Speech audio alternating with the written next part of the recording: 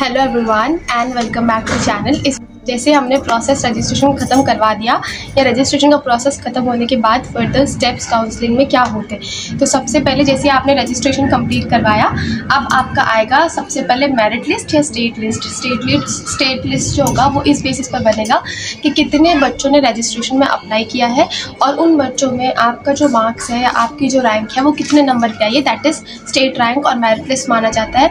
उसके बाद आपको एक ऑप्शन मिलेगा दैट इज़ चॉइस फिलिंग। आप चॉइस फिलिंग के लिए अप्लाई करेंगे, आप वो कॉलेजेस डालेंगे जो कॉलेजेस आप चाहते हैं। प्रेफरेबली हर स्टूडेंट को यही चीज़ एडवाइस रहेगा कि सबसे पहले आप गवर्नमेंट कॉलेज भरेंगे और उसमें भी देखकर कि कहीं उस गवर्नमेंट कॉलेज के साथ में dental college at the end लिखा तो नहीं है, क्योंकि बहुत सारे बच्चों से मिस्टेक होता है। और दूसरा इंपॉर्टेंट चीज़ कि अगर आपको प्राइवेट कॉलेज नहीं चाहिए इन आइदर राउंड तो आप प्राइवेट कॉलेज भरिए ही मत, बिल्कुल नहीं। और कोई भी बच्चा ये मिस्टेक नहीं करेगा कि दी हम प्राइवेट कॉलेज भी ऊपर भर देते हैं, क्या पता ऐसा ना हो कि हमको गवर्नमेंट कॉलेज तो नहीं मिला और प्राइवेट कॉलेज भी नहीं मिले। नहीं, हमेशा जो आपको कॉलेज मिलता है वो सीक्वेंस वाइज मिलता है, तो इसीलिए चाहे आप प्राइवेट फर्स्ट नंबर पे भरे चाहे आप प्राइवेट लास्ट नंबर पे भरे, अगर आप प्राइवेट डिजर्व करते तो आपको प्राइवेट कॉलेज ही मिलेगा।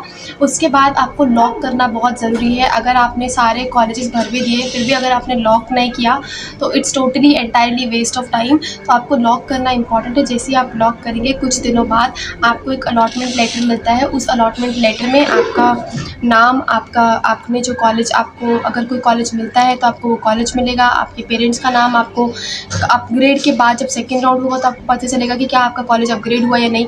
तो उस अलॉटमेंट लेटर में आपके पास सब कुछ यूजुअली लिखा रहता है और वो पूरे स्टेट का एक साथ आता है। फिर आप स्पेसिफिकली जाके DME MP की साइट पे आप जो अपना अलॉटमेंट लेटर है उसको डाउनलोड करवाएंगे, उसको प्रिंट करवाएंगे और उसको आप अपने कॉलेज के टाइम पर लेके जाएंगे। अलॉटमेंट लेटर आने के बाद आपको 4-5 दिन का ड्यूरेशन मिलता है। उस 4-5 दिन के ड्यूरेशन में आपको कॉलेज जाना है और अपने जितने भी डॉक्यूमेंट्स हैं उसको ऑफलाइन वेरीफाई करवाना है। जैसे ही आपने डॉक्यूमेंट्स को ऑफलाइन वेरीफाई करवा लिया, अब आपके पास इधर 2 चॉइस बचता है कि या तो आपको वो कॉलेज चाहिए, अगर आपको वो कॉलेज चाहिए तो आप लॉक करवा देंगे, अगर आपको वो कॉलेज नहीं चाहिए तो आप दोबारा वापस आएंगे, DME MP की साइट खोलेंगे और वहाँ पर एक ऑप्शन आता है विलिंगनेस टू अपग्रेड।